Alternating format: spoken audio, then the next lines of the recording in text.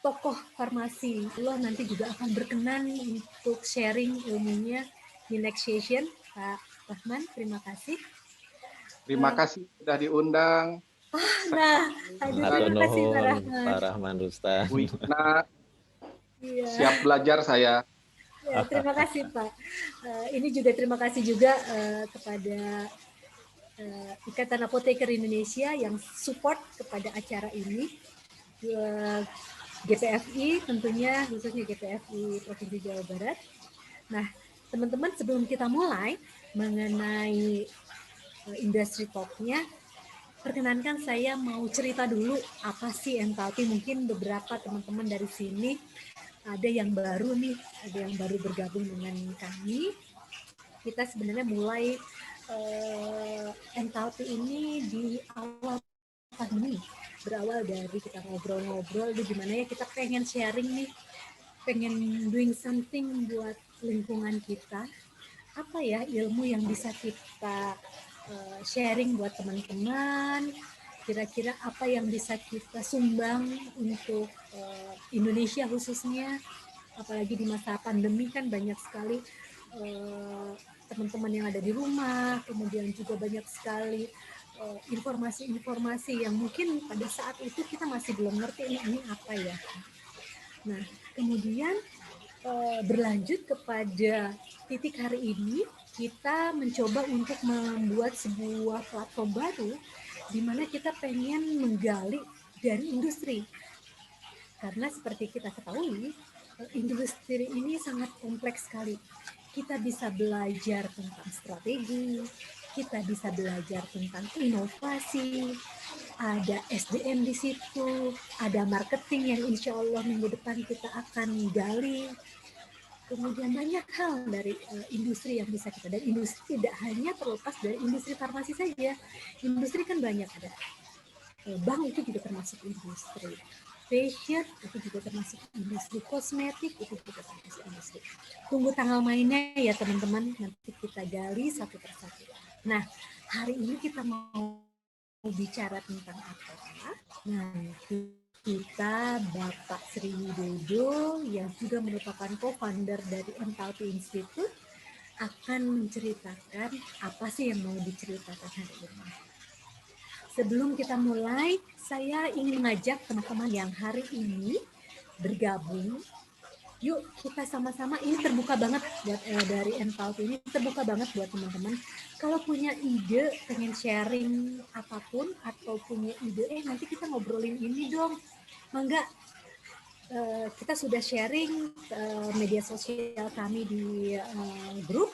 Jadi silahkan kalau ada ide atau apapun yang ingin disampaikan, mangga berkenan untuk mengajukan usul atau idenya di sana ya. Dan kalau misalnya ada yang pengen nih, misalnya Teh Kang, saya punya ini nih, punya keahlian di bidang apa, misalnya di bidang risk management, boleh nggak kalau saya sharing lewat Enthalpy? Boleh, mangga, kita terbuka banget. Kalau berminat untuk ikut sharing lewat Enthalpy, kita niatnya ingin berbagi ilmu untuk semua, kita ingin sama-sama mencerdaskan khususnya teman-teman yang ada di Indonesia, karena ini pesertanya nggak hanya dari Jawa Barat, pesertanya nggak hanya dari Pulau Jawa, ada yang dari Sumatera, ada yang dari Sulawesi. Halo Sulawesi, itu senang banget. Jadi kita terbuka untuk semuanya, ya. Baik, terima kasih. Sebelum kita ke moderator, saya mengundang Ibu Roslia atau Bapak Rahman jika ingin sharing sesuatu di sini, dipersilahkan.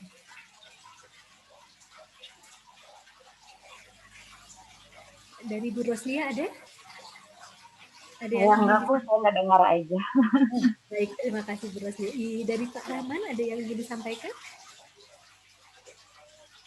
Cukup kayaknya. Baik, sila untuk waktu dan kesempatan. Diperkenalkan pembawa acara. Gimana? Pembawa acara mohon diperkenalkan di. Maaf Ibu Tuti, sepertinya koneksinya kurang bagus. Saya kurang begitu Itu mendengar. kata Teh Ayu itu pembawa acaranya belum memperkenalkan diri. Oh iya, nanti. Tadi saya sudah singgung sedikit buat Kang Dodo ini gitu.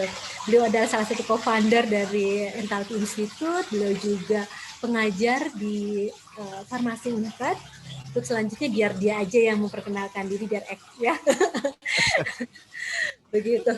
Baik, kalau memang dari Bu Rosnia dan Pak Rahman tidak ada yang akan disampaikan, mohon izin Bapak Ibu kita mulai. Bismillahirrahmanirrahim, kita mulai sharing knowledge dari industri hari ini. Waktu dan tempat saya persilahkan kepada Bapak Moderator, Bapak Dr. Sri Widodo. Mangga Pak. Baik, terima kasih Ibu Evi, Cek Empoy, Teh Evi ya. Tadi kata Ibu Ayu, Teh Evi-nya belum memperkenalkan diri, jadi saya perkenalkan ya tadi. Selain pendiri dari Enthalpy ini, beliau juga di Bio Farma ya, bersama dengan Pak Mas Rahman Rustan. Terima kasih Bu Evi. Maaf, tadi saya kurang jelas dari Bu Ayu, punten Bu Ayu. Ya, perkenalkan saya sendiri adalah Evi. Nuhun Kang Dodo sudah diperkenalkan. Saya bareng-bareng dengan Kang Dodo, ada Kang Nazrul juga di sini, salah satu co-founder dari Enthalpy Institute. Sementara kalau pekerjaan sehari-hari sih saya ada di industri juga, di industri di Biotech. Terima kasih Kang Dodo. Baik, terima kasih. Assalamualaikum warahmatullahi wabarakatuh. Selamat siang, salam sehat untuk kita semua. Alhamdulillahirrabbilalamin. Ini setelah beberapa minggu kita vakum ya, karena mungkin ada beberapa kesibukan. Dan hari ini kita dapat bersua kembali ya di webinar Enthalpy. Kalau dihitung ini sudah seri ke-7 ya, tadi Tevi sudah menyampaikan. Jadi alhamdulillah kita bisa lanjut lagi. Dan tentunya saya juga mengucapkan terima kasih kepada kedua pembicara kita yang luar biasa yang telah berkenan hadir di tengah kesibukan masing-masing ya, bisa berbagi ilmu, pengalaman ya, dan pandangan-pandangannya terutama di bincang industri farmasi ini. Dan terima kasih atas kehadiran Pak Rahman Rustan ya, yang bisa menyempatkan hadir, dan Bu Roslia juga, dan Bu Ayu ini senior-senior kami. Alhamdulillah lah, semoga kegiatan hari ini bisa lebih semarak ya. Saya ingin memperkenalkan sedikit saja ya para pembicara kita pada hari ini. Pembicara pertama tadi sudah disampaikan oleh TFI, Ibu Apoteker Hajah Yena Iskandar. Teh Yena ini kita tahu selaku Ketua IAI PC Kota Bandung ya, dan Direktur Utama PT Masum Generik Utama. Kalau mau cerita nih Bu Yena ini teman seangkatan saya ya. Ini karena ada Kang Tantan, saya ingin cerita pengalaman tak terlupakan ya. Waktu itu jurit malam ya, Teh Yena. Itu suasana kan mencekam ya, hujan, kemudian di mana itu dulu tuh Gambung ya. Nah terus hujan, kita kan mengeluarkan ini ya, ponco. Ponco kita kan ada abri, loreng-loreng. Nah Teh Yena ini dengan santainya mengeluarkan jas hujan Hello Kitty Pinky ya. Jadi suasana mencekam itu berubah jadi kocak. Aduh. Gitu. Ini mudah-mudahan Kang Tanta Kang juga Dodo ini. Jadi hangat ya akhirnya ya. Hangat ya. Udah dingin lagi ya. Kita jurit malam tuh penuh dengan ketakutan. Nah, jadi ternyata itu keberhasilan dari ospek dulu mungkin, dan sekarang Teh Yena itu tahan banting ya, kemarin juga ikut presentasi di pemilihan pilkada, lalu juga sekarang sudah bertahan dengan banyak sekali ya usaha-usaha beliau. Jadi yaitu intilah intermezzo ya. Kan itu betul-betul diingat oleh kita semua. Nah, pembicara kita yang kedua ini Bapak Apoteker Ihsan Rambia dari GP Farmasi Jabar ya, dan Plan Manager PT Triman ya. Ini waktu di kampus ini Bagir ya. Saya kira waktu udah lulus itu ada di televisi jadi bintang sinetron ya, ternyata saya kaget juga, oh jadi apa, bintang sinetron, ternyata ya di industri farmasi ya. Alhamdulillah.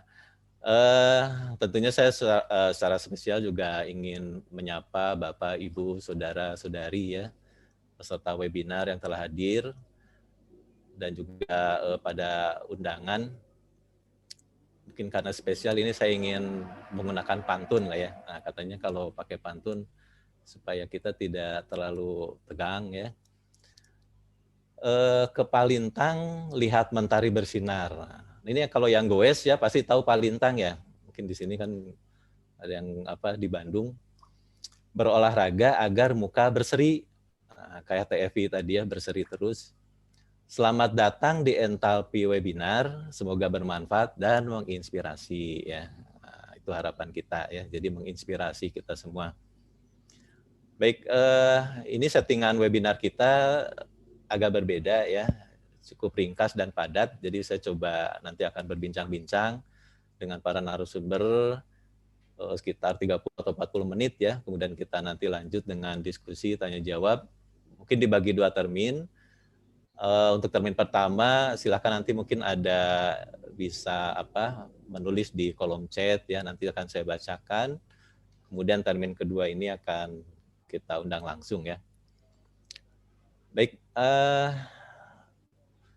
kita akan coba ya membuka, atau saya ingin mungkin ya mengantarkan sedikit tentang tema kita pada hari ini ya. Seperti kita ketahui dan mungkin semua merasakan ya, baik sektor manapun terdampak dengan adanya pandemi COVID-19 ini ya. Dan mungkin ya terutama industri farmasi juga sudah mengantisipasi ya, kemudian sudah menyiapkan bagaimana nanti memulihkan ke depan pasca pandemi ini berakhir.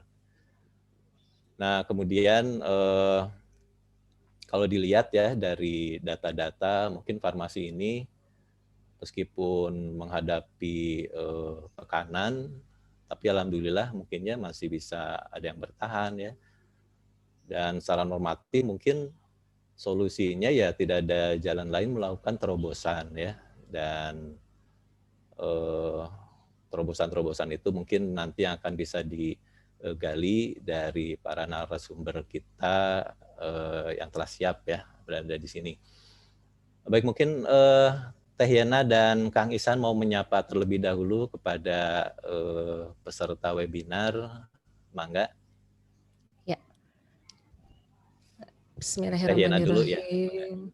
Ya, Bismillahirrahmanirrahim. Assalamualaikum warahmatullahi wabarakatuh. Waalaikumsalam. Selamat pagi, salam sejahtera bagi kita semua. Saya ingin menyapa ada Pak Rahman, hatur nuhun sudah bergabung. Ada Bu Ayu juga, terima kasih. Dan teman-teman sejawat lainnya.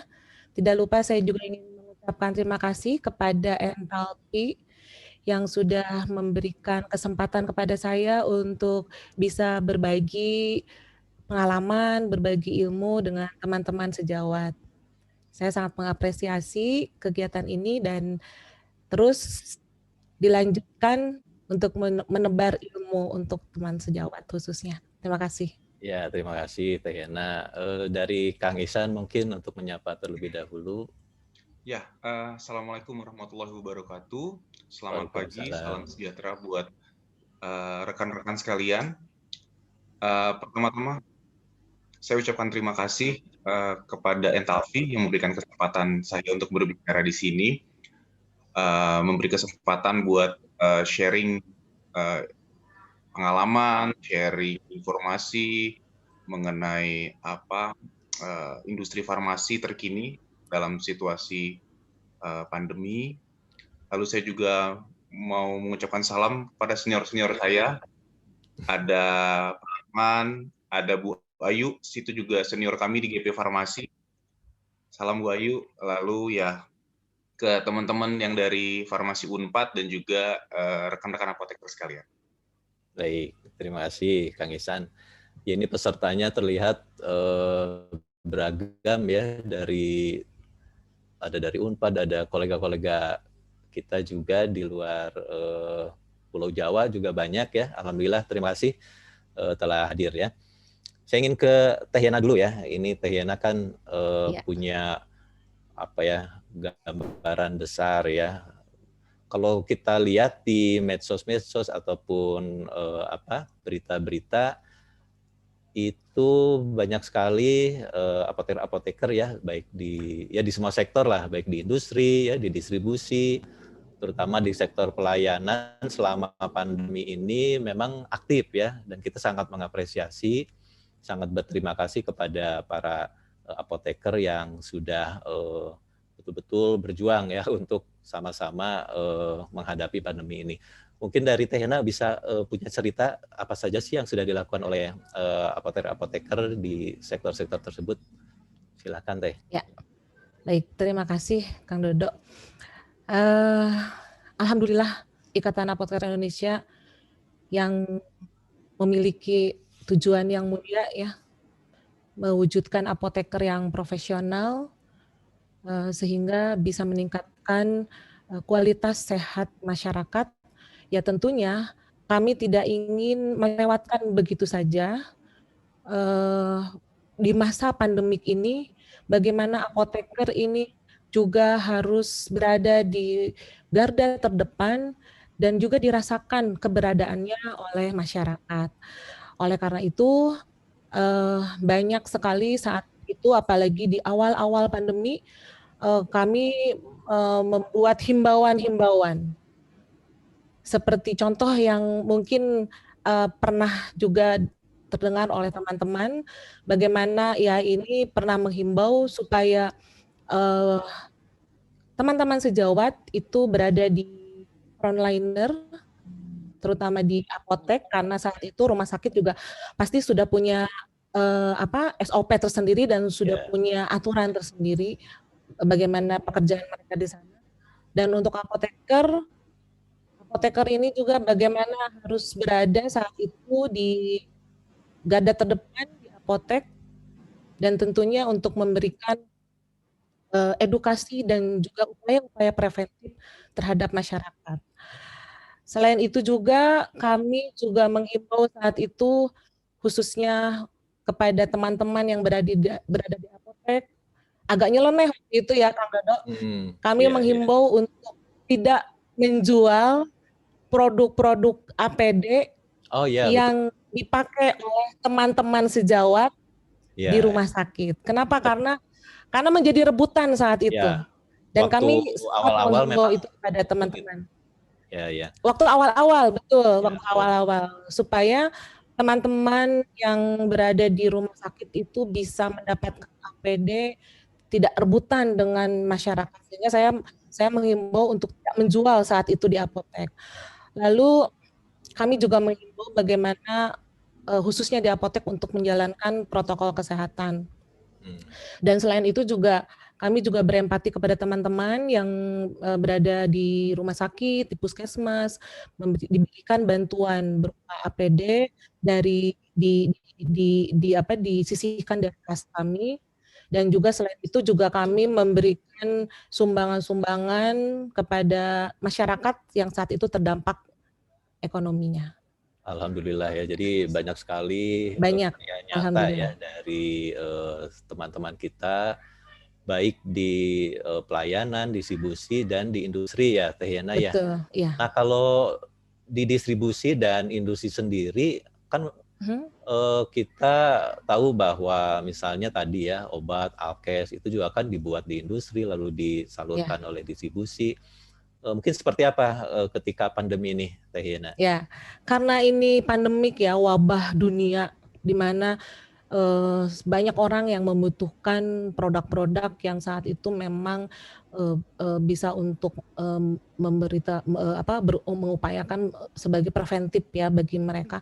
Ya tentunya menjadi supply itu waktu itu terhambat saat itu. Saat itu supply terhambat, kita para pengusaha di apotek itu siap sebetulnya untuk menyediakan, tetapi suplainya tidak ada. Nah, itu juga yang membuat kami juga di AI juga sempat menghimbau kepada teman-teman yang ada di apotek itu untuk membuat hand sanitizer sendiri, sempat waktu itu. Betul. Kami sampai katanya ditanya oleh dinas kesehatan. Bukan dinas kesehatan, malah oleh kepolisian. Oh, kepolisian. Dan saya sendiri waktu itu yang datang ke Polda dan saya memberikan edukasi kepada polisi di sana bahwa jangankan hand sanitizer saya bilang dijual di apotek. Narkoba pun saya bisa jual, saya bilang kami bisa jual. Itu saat itu ya, saat memang sedang langka waktu itu. Langka, betul. Ya, karena kami juga ingin memberikan perlindungan yang maksimal terhadap masyarakat dengan kompetensi yang kami miliki. Oke, nah sekarang kita mungkin lebih spesifik nih ke industri farmasi yang sudah mungkin merasakan sekali dampaknya nih ke Kang Ihsan. Kang Ihsan, kalau selama ini gitu ya sebagai apoteker ya, kemudian juga yang ada di GP Farmasi, ini sebetulnya apa sih yang paling dirasakan ya oleh industri saat ini? Kemudian apakah kondisi ini dialami semua industri atau ada industri yang biasa saja gitu ya, tidak terdampak, atau ada yang sangat terdampak? Nah, bagaimana Kang Ihsan mungkin bisa memberi gambaran? Punten masih di mute, Kang. Mohon maaf. Oke. Terima kasih Pak Dodo. Jadi kalau kita mundur ke belakang, mungkin di awal pandemi sekitar bulan Maret April 2020 memang di situ ada impact terbesar buat industri farmasi, di mana ada kebijakan-kebijakan dari pemerintah ya yang menyangkut mulai itu ada PSBB, di mana kami juga di industri juga bingung mengenai pengaturan kerja dan lain-lain, protokol kesehatan. Lalu di awal-awal kejadian itu juga kan suplai bahan baku, karena kan yang pertama terimbas itu China, di mana bahan baku mayoritas itu ada dari China. Mungkin walaupun China mungkin terimbas hanya kurang lebih 6 bulan, tapi terhadap suplai bahan baku juga sangat berpengaruh.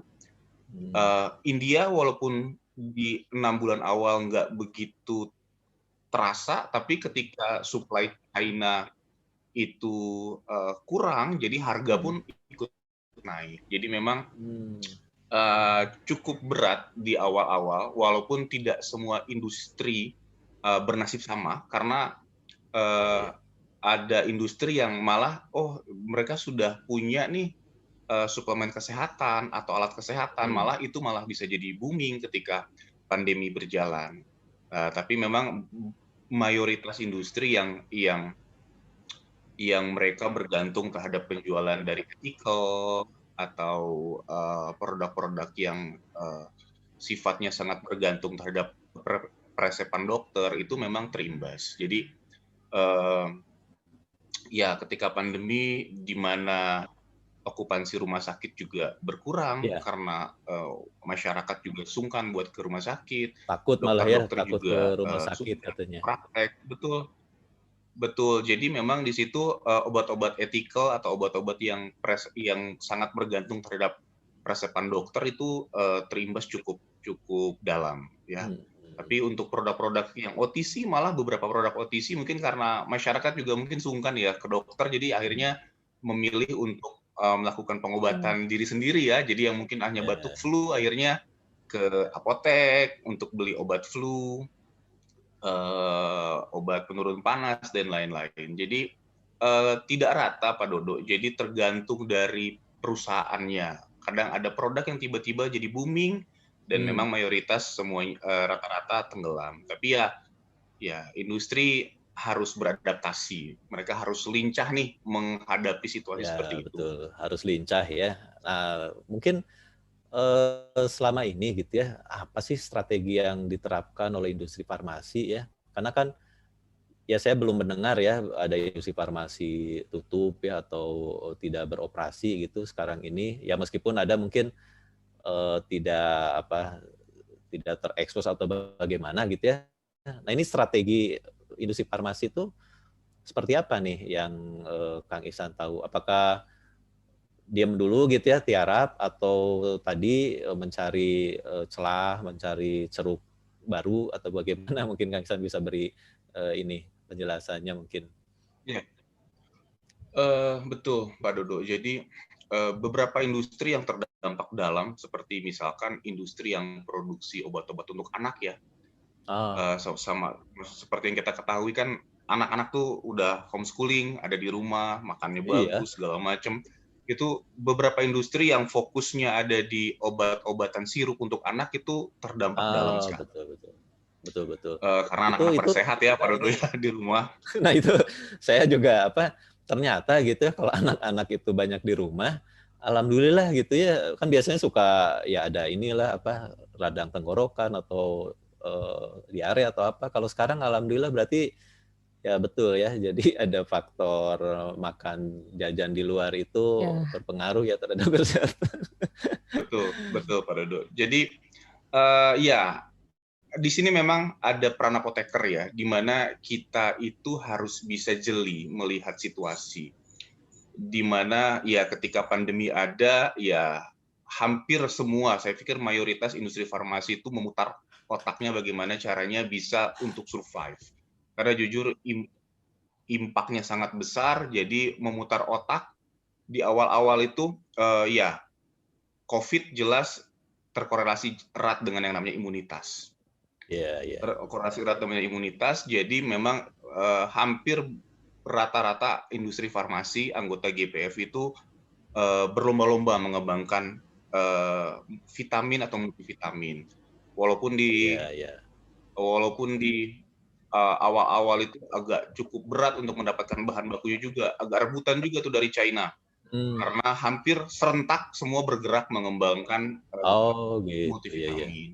Nggak hanya multivitamin, beberapa yang punya kemampuan mereka masuk ke antiretroviral karena saat itu masih sangat liar ya pengobatan untuk COVID-nya. Jadi beberapa industri mulai mengimpor beberapa produk retroviral, mengembangkan beberapa produk retroviral, termasuk dan itu memang disupport oleh Badan POM. Pemerintah support sekali. Pemerintah itu mengeluarkan izin penggunaan emergency, emergency use authorization untuk obat-obat yang memang terkorelasi yang bisa berpeluang untuk mengobati COVID. Jadi Badan POM juga support. Lalu dari sisi tadi di awal saya bilang mengenai suplemen makanan, vitamin-vitamin itu Badan POM juga mempercepat semua proses pendaftarannya supaya produk-produk itu bisa cepat tersedia di masyarakat. Ya, saya pikir multivitamin, retroviral, lalu alat kesehatan, ya di mana industri juga berpikir, wah ini rapid test, antigen, PCR itu juga beberapa rekan-rekan industri juga bergerak ke arah sana, ke arah alat kesehatan. Mungkin termasuk masker dan juga hand sanitizer, sepertinya ada beberapa yang juga akhirnya develop ke arah sana. Karena memang kebutuhan pasarnya cukup besar. Sampai ini Pak Nasrul membuat ini mobile PCR mobile ya kemarin, alhamdulillah dari Entalpi juga sudah berkontribusi ya. Jadi memang semua pihak ya, pemerintah, kemudian kampus, kita lihat juga inovasi-inovasinya muncul, kemudian mungkin GP Farmasi apalagi ya. Nah juga mungkin ini Bu Yena nih kan. Kalau kita lihat industri itu kan ya ada industri besar ya tadi yang seperti diceritakan oleh Kang Ihsan, kemudian ada industri menengah. Nah, apa mungkin ada ini ya kita kalau bicara tentang industri UMKM ya istilahnya dari UMKM kan. Dan kalau kita lihat produk itu juga beredar luas ya di masyarakat, produk-produk hasil UMKM. Nah, ini bagaimana nih Teh Yena ya di IAI dan juga pelaku langsung ya usaha yang maksudnya melihat ini apakah ada peluang atau bagaimana Teh Yena? Seperti yang kita ketahui ya Kang Dodo ya, teman-teman semua bahwa apoteker ini kan bekerja di 3 bidang ya, bidang industri, distribusi, dan pelayanan. Nah, untuk di bidang pelayanan ya tentunya masih banyak investor-investor yang di masa pandemik ini malah membuka masih mau membuka apotek. Masih banyak investor yang membuka apotek. Nah, saya melihat di bidang produksi. Nah, di bidang produksi ini kami juga ingin mendorong teman-teman sejawat yang punya keinginan gitu untuk bekerja di bidang produksi, tentunya dengan mendorong bagaimana produk-produk ini harus bisa dipasarkan. Betul. Nah, harus bisa dipasarkan. Jadi kadang saya tuh diskusi dengan para UMKM. UMKM itu sebetulnya mereka punya modal. Mereka itu punya produk. Mereka bisa membuat produk. Tetapi terkadang mereka tuh bingung. Pasarnya itu di mana, Bu? Marketnya tidak ada. Nah, seiring dengan kebijakan pemerintah Menteri Koperasi ya saat ini bahwa pemerintah harus menciptakan pasar atau market baru ya, kami juga Ikatan Apoteker Indonesia juga tidak ingin melewatkan kesempatan ini. 1 minggu yang lalu kami mencoba membuat surat kepada pemerintahan Kota Bandung. Dan alhamdulillah direspon sangat baik. Saat itu sudah kami lakukan audiensi dengan Bapak Wakil Wali Kota Pak Yana Mulyana, juga dengan anggota DPRD juga, karena ini menjadi serius mereka itu menanggapi ajakan IAI ini, supaya produk UMKM itu bisa dipasarkan di apotek. Kenapa? Karena sekarang ini kan penjualan online ini sudah tidak bisa tertahankan lagi ya. Betul, nah, sementara apotek ini juga punya batasan. Apa saja yang bisa dijual, apa saja yang bisa dikerjasamakan dengan marketplace yang ada saat ini. Betul. Ya tentunya di apotek ini harus dipersiapkan atau ditambah produk-produk yang bisa dijual tanpa resep dokter. Nah, goalnya ke depan ini mudah-mudahan bisa memotivasi teman-teman sejawat apoteker untuk membuat produk. Pasarnya sudah kami siapkan, nanti teman-teman membuat produk. Teman-teman sejawat yang ingin membuat produk-produk ya tentunya skalanya juga skala UMKM dulu ya Kang Do ya, belum betul. Industri yang besar gitu. Nah, goalnya ke depan seperti itu Kang.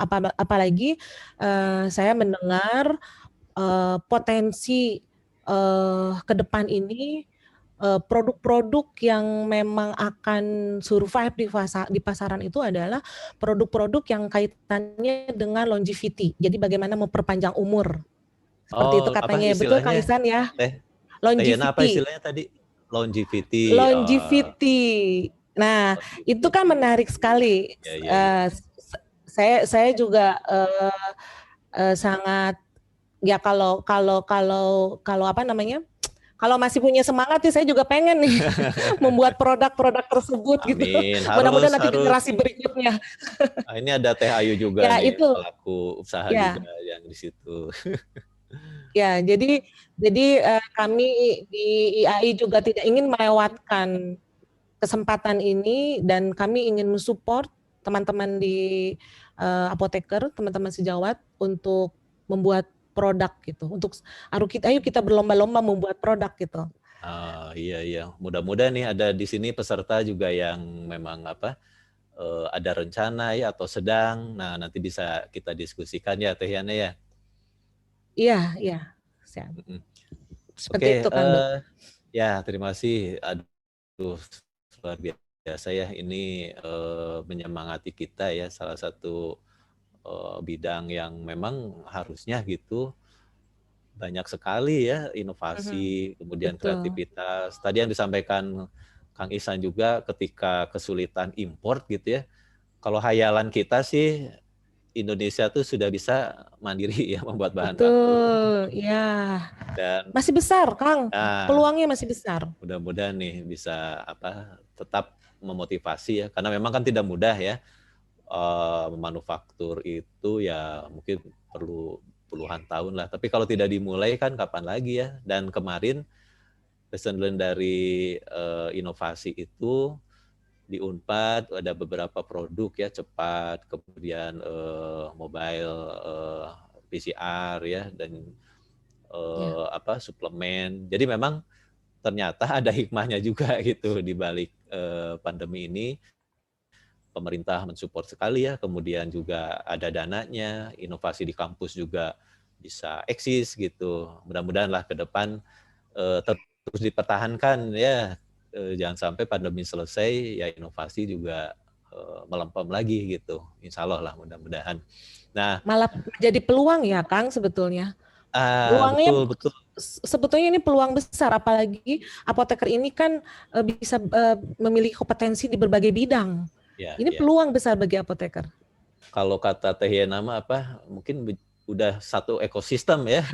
Ekosistem itu, ya ekosistem. Gimana tuh ekosistem itu Teh Yana? Ya, jadi saya pernah punya program nih. Program ini memang tidak di IAI saat itu. Jadi bagaimana ekosistem ini dibangun? Dasarnya karena saya melihat begitu suburnya ya tanah di negeri kita ini ya. Petaninya juga masih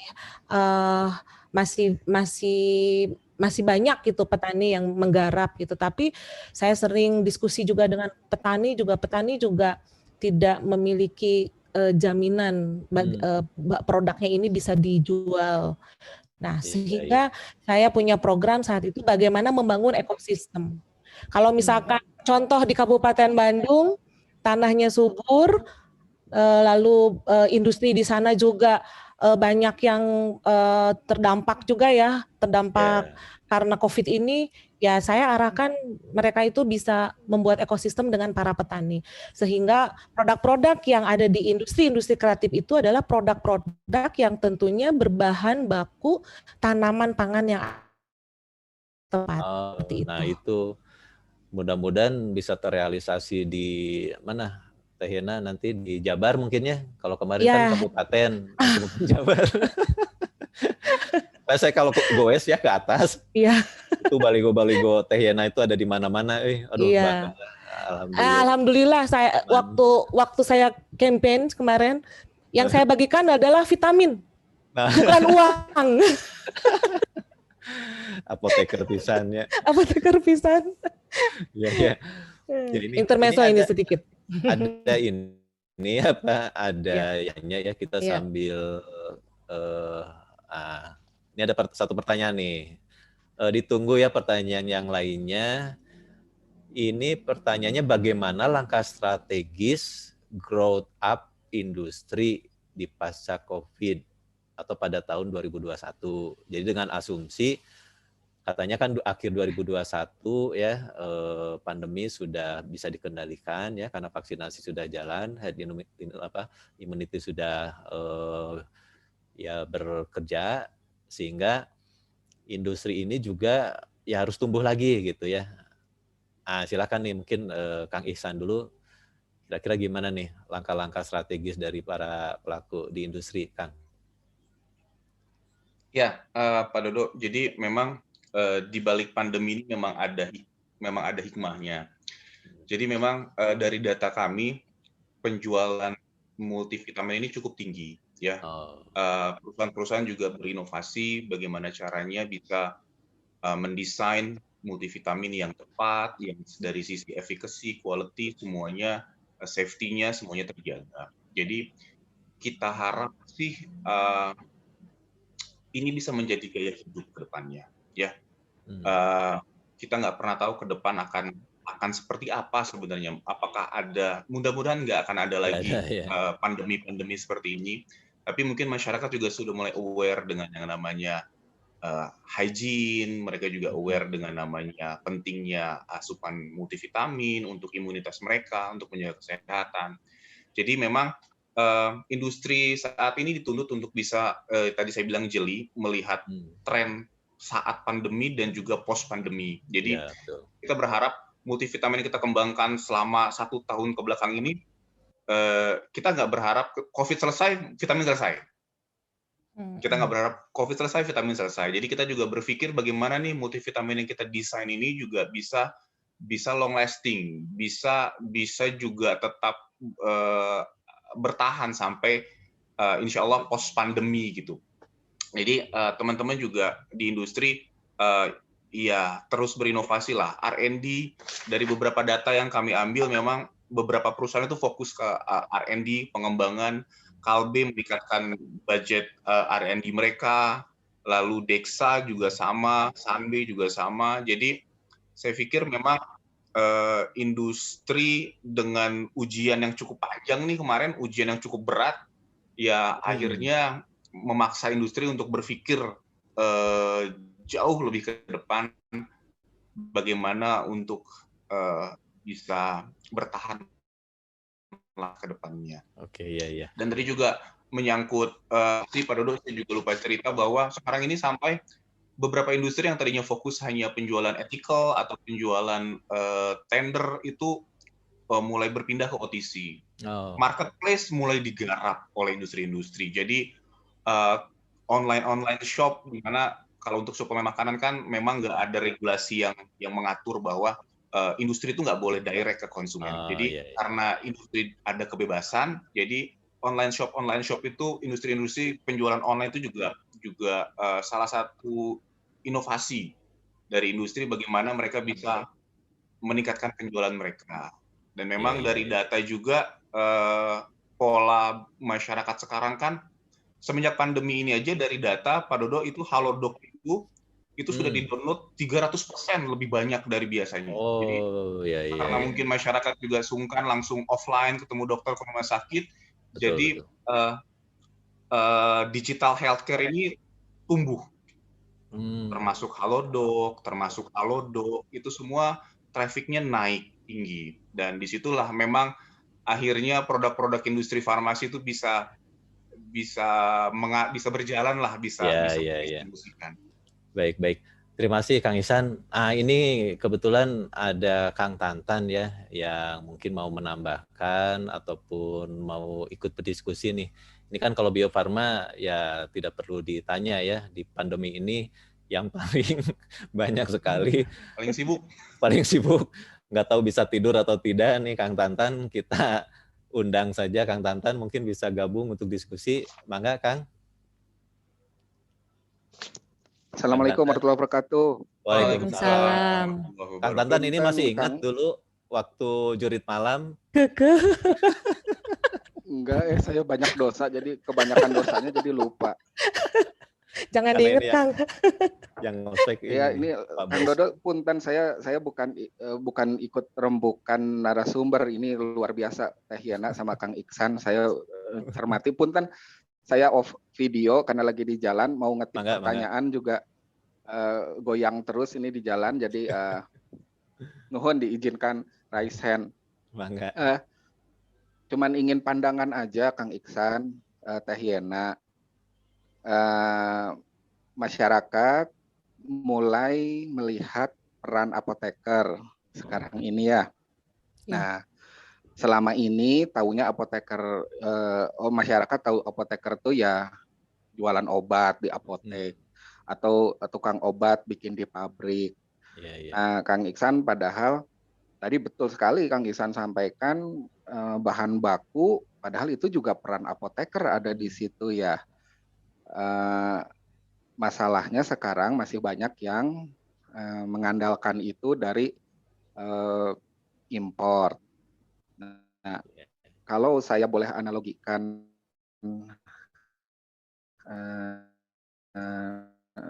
nasi goreng lah ya untuk disajikan di restoran, apnya mulai koki yang memasaknya sampai yang menyajikan ke menu, melayani ke pelanggan, itu apoteker ada di situ. Nah, padahal yang nanam padinya untuk nasinya dan nanam kedelainya untuk kecapnya juga sebetulnya itu butuh peran apoteker.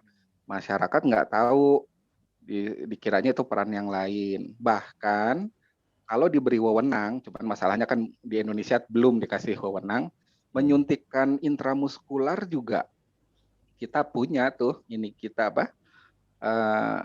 knowledge kita ya untuk intramuskular. Kalau di Amerika dan di beberapa negara Eropa sudah diizinkan apoteker itu menyuntikkan vaksin. Nah, tetapi di kita belum diberi wewenang. Padahal memang kita sebenarnya kan partner dokter, bukan kompetitor dokter. Kita partner dokter. Nah, sekarang ini baru mulai diketahui, oh ada peran apoteker yang lebih dari masyarakat yang tahu selama ini. Jadi saya memang ingin belajar banyak dari Teh Yana nih yang banyak berkecimpung dengan masyarakat, dan ke Kang Iksan senasib sama saya lah di dapur kita Kang ya. Jadi tapi padahal di belakang itu yang bikin kecapnya, yang bikin berasnya itu kan juga sebetulnya apoteker juga gitu ya. Nah ini salut dan bravo nih Entalpi, kita punya forum untuk bisa edukasi ini ke masyarakat gitu. Nah cuman mau itu aja, ingin pandangan Kang Iksan sama Teh Yana. Bukan nanya dan bukan menjawab Kang Dodo. Hatur nuhun. Hatur nuhun, sami-sami Kang Tantan. Baik, sangat ini ya menggugah juga ini bahwa betul ya, selama ini kita mungkin masyarakat tahunya ya apoteker itu hanya di situ ya. Nah tadi sudah disampaikan Kang Tantan. Kira-kira gimana nih Teh Yana sama Kang Iksan supaya ini menjadi inspirasi kita semua ya, motivasi kita semua, baik saya kemudian juga para peserta yang hadir di sini nih. Karena itu betul poin penting, menunjukkan bahwa profesi kita itu bisa memang A sampai Z hulu hilir itu ya bisa kita optimalkan gitu. Mangga mungkin tanggapannya Teh Yana sareng Kang Iksan. Ya, Ya. bentar, Teh Yana dulu. Mama Kak Iksan. Oh iya, ya. Silakan. Jadi memang pengembangan bahan baku itu ya itu juga tugas apoteker Pak Dodo. Jadi kalau dari saya sih, karena saya juga dulu sempat mengalami ya fakta bahwa relatif ya antara 95 sampai 98% mungkin bahan baku kita itu masih impor untuk obat-obatan. Jadi butuh sinergi kalau menurut saya Pak Dodo antara industri, antara peneliti, antara pemerintah, bagaimana memang kita punya satu semangat untuk mengembangkan bahan baku ke depannya. Saya pikir beberapa tools seperti Badan POM juga sudah support. Sekarang mereka sudah punya, kalau saya nggak salah, saya lupa, direktorat khusus untuk pengembangan bahan baku untuk bahan baku obat. Jadi mereka sudah siap untuk membantu dalam arti kata mengawal dari pengembangan tahapan awal sampai nanti harus sertifikasi cara pembuatan bahan baku aktif obat yang baik sampai nanti ada mereka akan kawal. Cuman memang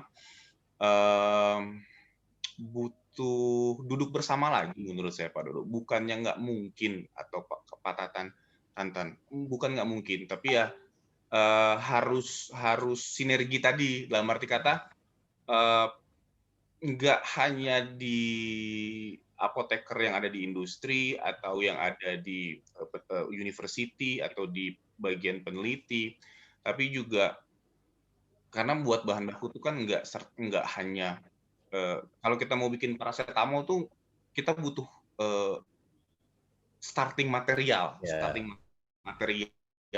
mineral dasar yang itu juga kita harus disupport nih. Kalau nggak salah dulu mungkin harus dari SDM atau pertambangan yang mereka bisa support nih starting material untuk pengembangan bahan baku di kita. Dan memang setelah itu mulai dari know-how-nya bagaimana, mungkin itu bisa kerjasama dengan peneliti-peneliti yang ada di university atau di tempat lain. Industri, ya kita akan coba bantu untuk komersialisasi. Itu mungkin Pak Dodo pendapat saya. Terima kasih Kang Iksan. Ya memang betul tadi ada petrokimia atau apalah ya, dan pernah juga di kaji di kampus itu memang perlu banyak sinergi dengan berbagai stakeholder gitu. Betul. Mangga Teh Yana mungkin bisa menambahkan. Ya, betul. Tadi yang disampaikan oleh Kang Tantan bahwa apoteker ini kan memiliki kompetensi di berbagai lini ya. Nah, ini mungkin yang belum tersentuh adalah tadi kenapa apoteker yang memang memiliki kompetensi di bidang produksi, tetapi tidak banyak gitu yang berperan di sini. Memang ada, tetapi kan mereka menjadi tenaga ahli atau apa ya di industrinya, tapi bukan sebagai pembuatnya. Sehingga dari sesuatu yang besar itu kan dari kecil dulu nih Kang. Nah, saya ingin mendorong dulu dari kelompok-kelompok UMKM saja dulu. Nah, artinya peran dari IAI ini seperti yang sudah kami lakukan, bagaimana itu menciptakan market dulu di apotek, itu mudah-mudahan goalnya ya itu membuat daya tarik terhadap teman-teman yang memang ingin bergerak di bidang produksi, itu disiapkan marketnya di apotek gitu. Karena saya rasa sesuatu yang besar itu, apalagi saat ini kan kekuatan itu ada di ekonomi kerakyatan ini ya. Jadi memang yang memang terdampak gitu. Kalau saya lihat saat ini UMKM ini terdampak, tetapi tidak terlalu hebat seperti industri yang lainnya. Mereka malah bisa bertumbuh sekarang dengan apa namanya stimulus-stimulus dari pemerintahan pusat. Nah, ini saya ingin dorong apoteker ke arah itu gitu kan, untuk nanti membangun industri yang lebih besar lagi. Seperti itu. Hatur nuhun Teh Yana, Kang Ihsan. Mungkin nanti kita diskusi lagi dengan Kang Tantan nih khusus ya mengenai bagaimana inovasi di berbagai bidang ini bisa menghasilkan tadi ya ekosistem. Tujuan utamanya kan memang untuk kesejahteraan, kemaslahatan bagi masyarakat ya, karena kita semua memang bertujuan untuk peningkatan di kesehatan industri di bidang kesehatan lah. Mungkin ini nyambung juga, ada pertanyaan dari Eka Kurnia nih, bagaimana prospek industri farmasi herbal. Nah, tadi sebenarnya sudah dibuka sedikit oleh Teh Yana nih, pasarnya disiapkan di apotek ya, kemudian distribusinya itu kita mungkin di farmasi, di industri farmasinya bagaimana Teh Yana? Ya, gimana Kang?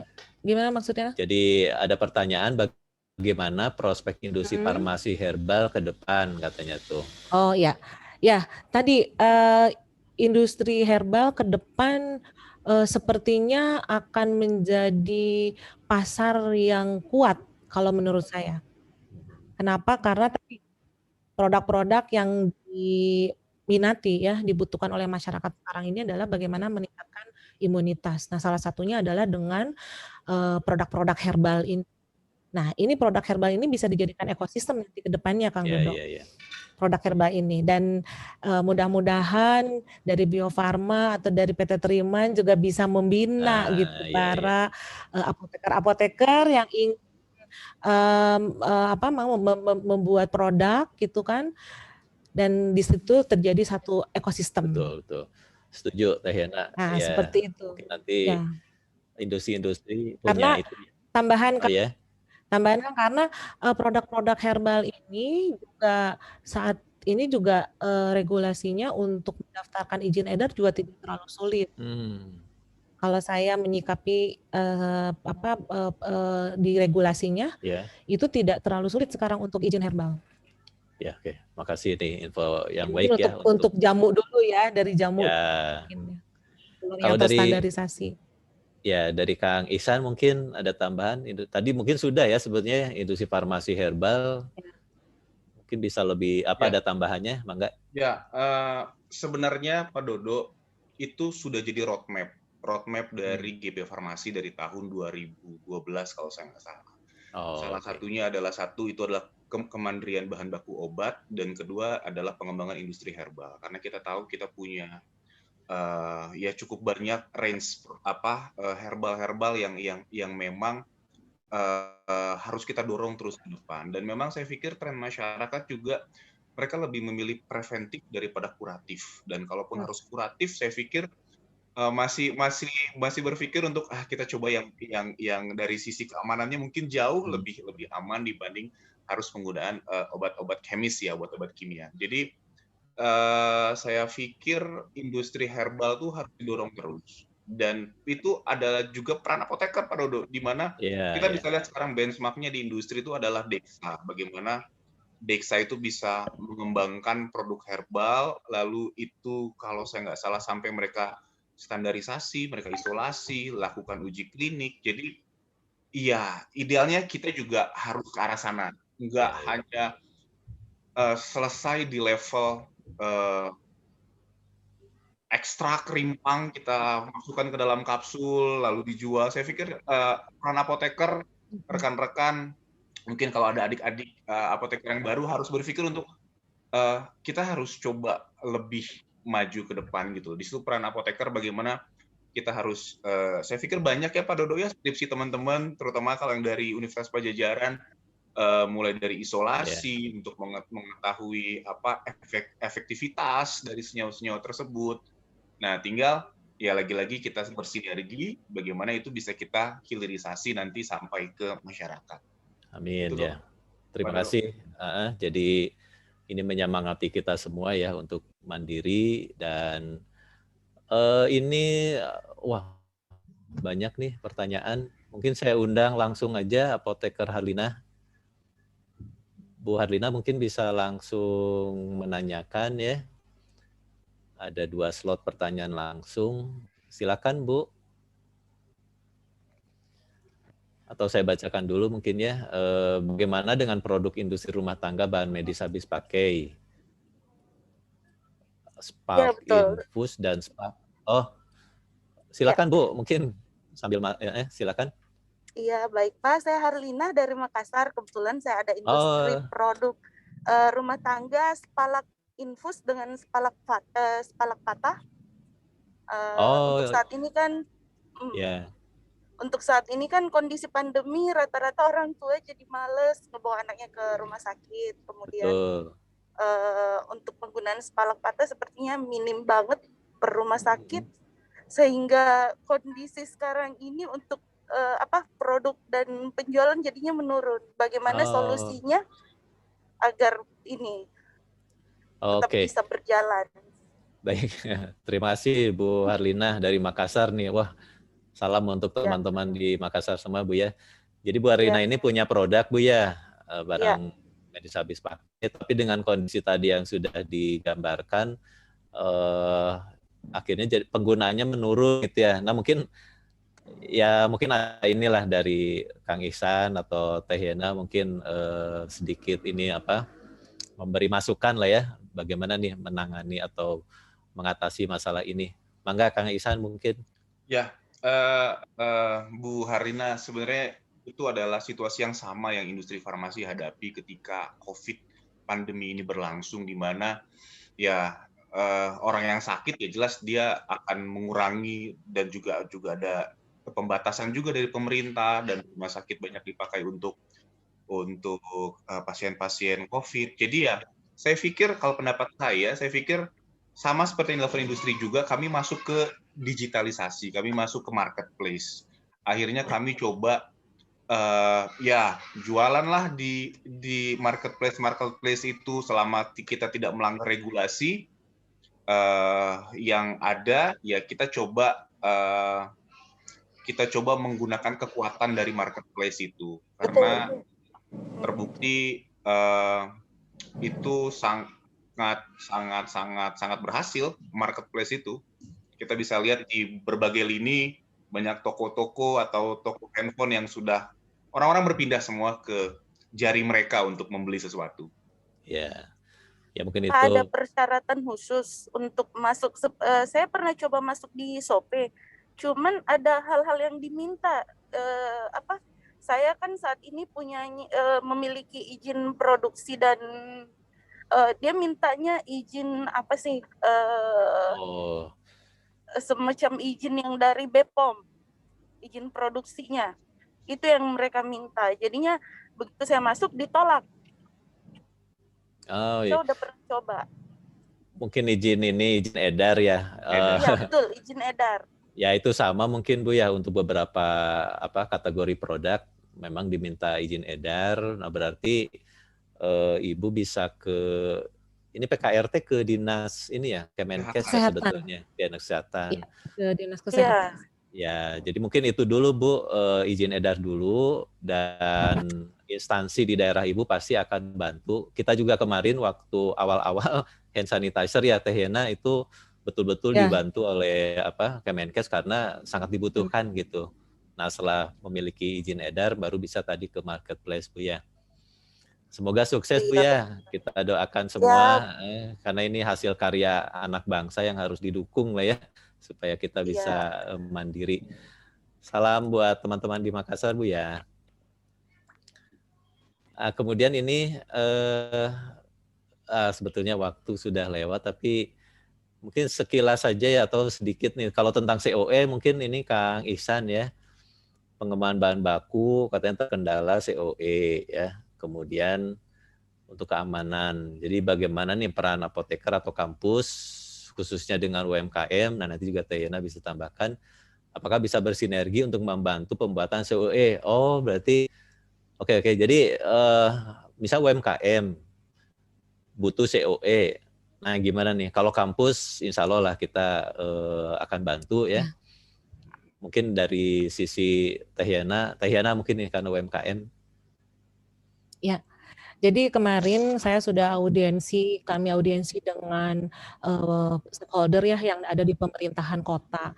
Memang pemerintahan kota Bandung juga sangat concern ya untuk COE ini, dan sudah ada kerjasama dengan berbagai kampus. Itu ada di Dinas Perdagangan dan Industri. Biasanya Dinas Perdagangan dan Industri itu nanti yang akan menghubungkan antara para UMKM ini dengan kampus yang nanti akan menganalisa tersebut. Oke. Seperti itu Kang Dok. Baik, ya nanti dari kami sih di kampus insya Allah ya nanti kita follow up, kemudian kita siapkan juga. Tapi ini karena masih pandemi mungkin nanti komunikasi dan koordinasinya online gitu ya. Insya Allah Bu Yana, bisa lewat itu dulu industri perdagangan dan industri dari situ nanti dihubungkan. Baik, itu mungkin ya Min dan Andi ya tentang tadi kendala bahan baku. Ini nih yang ini dari Bu Yasmin, strategi memprioritaskan peningkatan produksi obat di masa pandemi mengingat banyak permintaan multivitamin, Longovity tadi ya. Bagaimana strategi? Oh itu tadi mungkinnya sudah dibahas ya. Jadi itu ada peningkatan, kemudian dari produsen sih sudah memenuhi ya, tinggal nanti dari marketnya ya. Nah, mungkin ini terakhir saja ya, karena waktu juga ada dari Pak Andi, terkendala bahan baku, bagaimana peran pemerintah untuk membantu kendala seperti itu. Oh tadi sudah disampaikan ya oleh Kang Ihsan ya. Mungkin bisa disampaikan lagi Kang Ihsan, selama ini pemerintah ke industri, ke GP Farmasi seperti apa gitu motivasinya? Ya, kalau kendala bahan baku, kalau dari sisi supply, selama supply-nya tidak berkendala, selama supply-nya tidak terkendala, arti kata dinamika bahan baku itu cukup tinggi memang, apalagi selama pandemi, apalagi kalau kita bilang berbicara menyangkut China, di mana regulasi di China sendiri semakin ketat, beberapa industri harus tutup karena isu-isu polusi, isu-isu yang lain. Liburan Chinese New Year kemarin mereka sampai off sampai sekian minggu, itu akan membuat dinamika harga itu cukup tinggi, dinamika supply itu jadi cukup tinggi. Jadi memang selama catatannya supply-nya lancar, saya pikir dari pemerintah cukup support, apalagi kalau misalkan dari China dan India kita punya free trade agreement di mana ya saya pikir pengalaman kami dan pengalaman rekan-rekan kita apoteker di PBF bahan baku itu juga sebenarnya nggak pernah ada kendala untuk importasi selama supply-nya ada. Jadi kalau udah menyangkut supply yang susah itu memang kita ya risiko ketergantungan kita ya terhadap kembali lagi ke situ ya. Betul. Oke, mungkin nanti ke depan mudah-mudahan semakin termotivasi dan bersemangat ya, terutama di hulu nih, di kampus ya, dengan penelitinya mudah-mudahan lah sedikit-sedikit ya, satu-satu bisa kita substitusi ya ketergantungan impornya. Aduh, ini sebenarnya masih banyak ya yang bisa didiskusikan, tapi karena waktu juga sebelum ditutup silakan mungkin dari Teh Yena dan Kang Ihsan untuk menyampaikan motivasi ya ataupun inspirasi lah buat kita semua. Ya. Mangga Teh Yena dulu. Terima kasih. Saya ingin memberikan pandangan ya, bukan pandangan, mungkin nasihat kepada teman-teman bahwa pandemik ini bisa menjadi peluang besar bagi kita untuk berperan aktif, ya tentunya dengan berbagai bidang yang kita bisa lakukan, dan saya menyarankan supaya teman-teman itu bisa membuat kelompok-kelompok, karena biasanya berkelompok itu menjadi kuat dibanding kita jalan sendiri-sendiri.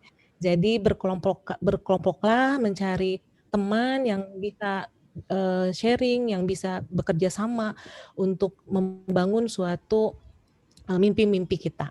Itu mungkin. Baik, terima kasih, luar biasa sekali ya. Dilanjut mungkin Kang Ihsan. Oke, kalau dari saya mewakili GP Farmasi memang jadi kita butuh bersinergi dari banyak stakeholders ya, supaya ya industri farmasi ini bagian dari kesehatan Indonesia, dari bagian kesehatan Indonesia, karena kita juga support berbagai, mulai dari obat yang esensial, multivitamin dan lain-lain. Jadi sinergitas kita perlu, dan sebagai apoteker saya pikir memang harus jeli dan peka melihat situasi bagaimana. Kalau yang di industri itu harus bisa jeli dan peka melihat perkembangan, melihat situasi, menganalisa bagaimana, oh ini vaksin sudah mulai datang nih, sudah kelihatan, nah kita harus bergerak ke arah mana lagi gitu loh, supaya kita bisa tetap sustain di industri ini. Dan buat teman-teman apoteker yang di luar industri mungkin atau yang masih fresh, saya pikir yaitu lagi tetap harus berpikir kreatif, berpikir out of the box. Bagaimana caranya bisa mencari peluang di pandemi ini. Ya, jadi memang kadang sesuatu yang kita sesuatu yang tidak kita ekspektasi tiba-tiba malah itu yang booming. Ya, seperti tambahan sedikit Pak Dodo, industri kosmetik untuk perawatan tubuh itu malah booming datanya selama pandemi ini. Mungkin ibu-ibu di rumah atau yang WFH mungkin penggunaan kosmetik atau perawatan tubuhnya meningkat. Itu mah nggak bisa ini ya, nggak bisa dihentikan ya. Betul. Dan dari informasi rekan kami, penggunaan tetes mata juga jauh meningkat. Mungkin karena anak-anak atau bapak-bapaknya pada WFH harus benar ya, di depan laptop terus. Iya, betul. Produk-produk yang terkorelasi itu akan booming di sana. Betul. Berarti kita harus jeli ya antar peluang, dan ya apapun memang pasti ada peluang lah ya, tinggal kita bisa memanfaatkannya. Baik, terima kasih Kang Ihsan, luar biasa ya, dan Teh Yena. Teh Yena, mungkin kalau bisa ya, istilah UMKM itu kan mungkin terlalu umum ya. Gimana kalau supaya lebih nendang gitu, menggigit atau apa, itu diganti misalnya dengan startup company misalnya yang lebih. Oke, siap. Jadi para kaum milenial itu kan kalau UMKM teh kesannya aduh itu jadul gitu ya. Zaman saya kolonial ya temannya. Kolonial.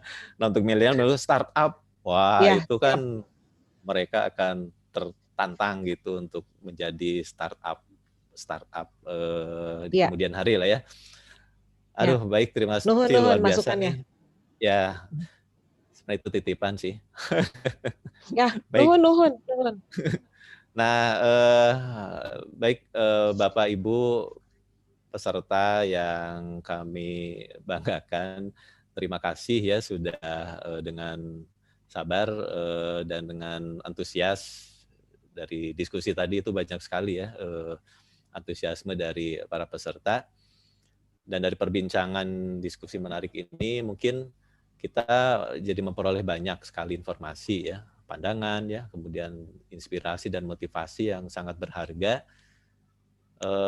Karena memang tadi sudah didiskusikan apoteker itu ada di segala sektor ya, yang telah ya, sedang dan mungkin terus ya akan terus berkontribusi untuk bersama-sama memberikan yang terbaik ya bagi masyarakat, khususnya di bidang kesehatan.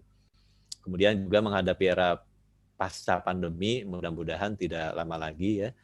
Ini kita semua sudah menyiapkan segala sesuatunya untuk bangkit ya dan mengambil peluang-peluang era pasca pandemi ya. Kalau kemarin kan era pandemi mungkin berbeda gitu ya dengan era pasca pandemi ya. Baik, dengan demikian mungkin selesai sudah ya tugas saya memandu webinar ini. Meskipun singkat ya, biasanya 2 jam, ini singkat tapi mudah-mudahan padat, efektif ya, dan tentunya bermanfaat ya. Sekali lagi saya pribadi dan Entalpi menyampaikan penghargaan ya dan terima kasih khususnya kepada para pembicara di sini ya, kemudian juga para peserta dan juga tamu undangan, para senior di sini dan dari GP Farmasi, kemudian dari IAI juga. Sekali lagi terima kasih ya, dan juga semua pihak dari mitra Entalpi, Fakultas Farmasi juga yang sudah menyediakan Zoom room ini. Mudah-mudahan segala kebaikan dari semua pihak menjadi amal baik ya untuk kita semua. Jazakumullah khairan khasiron. Mohon maaf apabila dalam penyampaiannya saya ada tutur kata dan sikap yang kurang berkenan ya. Dan sebagai penutup nih pantun lagi, saya jarang-jarang ya berpantun. Ini spesial karena ada Teh Yena dan Kang Ihsan. 4 tambah 4 sama dengan 8 ya. Sempat tidak sempat kita bertemu di minggu depan mendatang ya. Billahi taufiq wal hidayah. Assalamualaikum warahmatullahi wabarakatuh. Waalaikumsalam Saya kembalikan warahmatullahi kepada wabarakatuh. Teh Evi, mungkin silakan. Baik. Kalau ada mau foto bersama. Iya, alhamdulillah. Terima kasih banyak waktunya seperti tadi 4x4 katanya. Mungkin Kang Arul ini bisa kita untuk foto bersama sebelum kita tutup. Ingat teman-teman, kalau tadi 4x4 akan ada inovasi. Kalau tadi disampaikan oleh Pak Dodo itu bahwa apoteker, industri farmasi itu yang penting adalah harus ada kolaborasi, inovasi, ketepatan dan kecepatan keputusan dalam merespon pasar, yaitu tadi jeli dan peka. Kalau Kang Ihsan bilang kita harus out of the box, mungkin saya sekarang mengajak teman-teman semua, karena kan saya lihat di sini banyaknya milenial kan, ya, harus bisa without the box. Gimana caranya? Udah jangan ada terkendala ini. Ayo kolaborasi dan inovasi. Salah satu kolaborasi dan inovasi akan dibahas minggu depan teman-teman, yaitu marketing diplomasi. Nah, apa itu marketing diplomasi? Ayo, minggu depan kita gabung lagi, dibahas apa itu marketing diplomasi, bagaimana kita bisa mengimplementasikannya di semua aspek, di semua bidang, dengan narasumber Bapak Rahman Rustan. Kami undang, nanti kami sampaikan ada di IG, jangan lupa sering-sering tengokin IG Entalpi ya teman-teman. Oke, Kang Arul, bisakah kita untuk foto bersama, Kang? Boleh silakan. Ya, teman-teman mohon bersedia untuk dibuka kameranya. Di sini ada 7 room. Oke, saya mau mulai dari yang pertama dulu. Oke, sebentar ya. Mau Kang Arul yang ngambil? Kang Arul? Boleh sebentar ya. Boleh. 1, 2, 3.